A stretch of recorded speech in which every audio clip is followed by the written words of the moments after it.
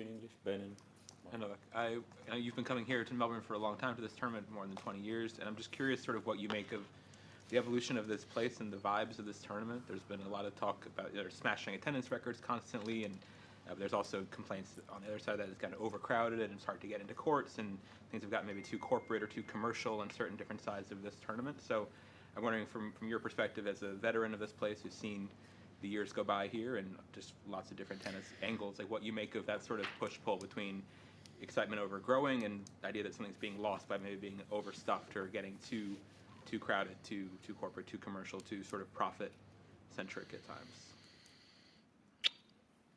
Having too much crowd on this or any other tennis tournament is a very good problem to have.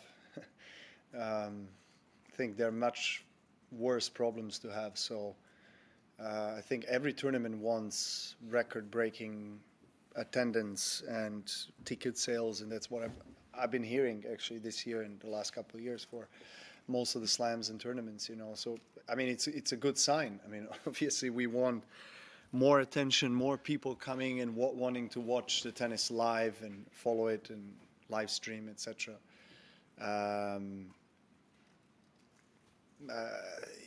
Obviously I don't know the possibilities of further expanding the facilities or not. I'm not obviously familiar with that dynamic, but I like what I have seen as evolution of this tournament. I like when the tournament is nurturing a mindset of always wanting to improve and get better in terms of facility, providing better conditions for players to practice, play, recover, and that's what I've been seeing. I mean, first time I came over to Australia,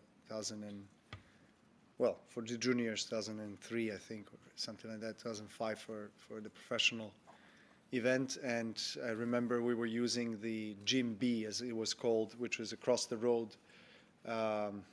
Forgot what the name of that AFL club is, Essendon, maybe, something like that. Sorry? Collingwood, sorry, my bad. I know there's a big rivalry, so I apologize. So they were allowing the Australian Open to use their facilities and the bigger gym, ice baths and everything. And then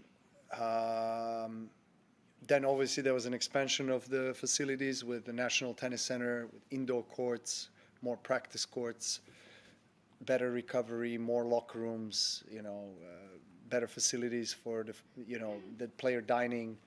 So all positive signs, to be honest. I think Australia has always been one of the best in that.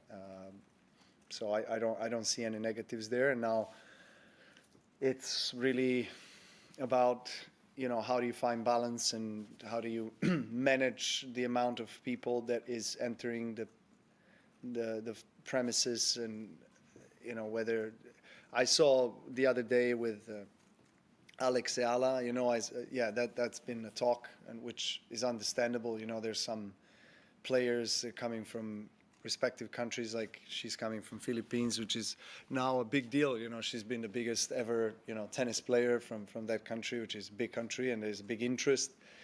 So things like that happen. I mean, it's you could argue that it was maybe a poor schedule, and maybe they could schedule him on a bigger court. Yes, but again, she's so young and she's just coming through. So and obviously the first couple rounds, the schedule is so packed. The big courts with big names, it's difficult. It's not easy to manage that. But again, it's a good problem to have, to be honest.